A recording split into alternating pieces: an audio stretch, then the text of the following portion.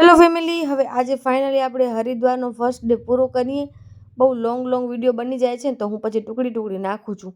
જો ફાઇનલી અમે કચોરી ખાધી, પણ મને એટલો ટેસ્ટ ન હોય. મને હળદર વધારે લાગતું હતું બધી વસ્તુમાં. તમને કેવું લાગે ને કહેજો યાર. મને કોઈ કમેન્ટમાં જવાબ ના આપ્યા પછી કે તમને શું ભાવે હરિદ્વારનું. હાલો હવે કચોરી ખાઈ કરીને મનસા દેવી પાસે જવાનું હતું તો ફટાફટ આવી ગઈ અહીંયા કને રોકવેમાં. પતિદેવ કે તમે આટલું બધું નહીં હાલી શકો, તો મેં હાલો કાંઈ વાંધો નહીં. પર પર્સન 200 રૂપિયા થાય આવા જવામાં, એટલે અમે 4 જણા હતા. ટોટલ 800 રૂપિયાની ટિકિટ કઢાવી કરી અને મનસા દેવીને એક સરસ મજાની તમારા બધા માટે ક્લિપ લઈ કરી.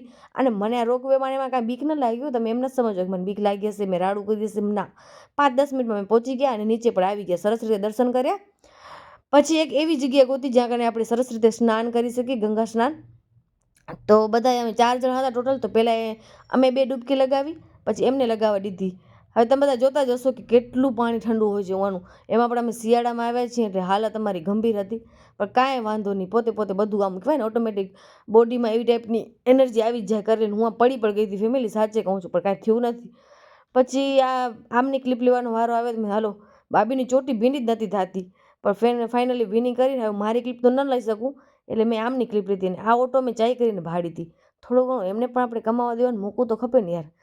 પછી ઘરે ગયા હતા, મીન્સ કે હોટલે ગયા હતા, થોડાક ફ્રેશ થયા. પછી પાછા આવ્યા આરતી સાંભળવા માટે.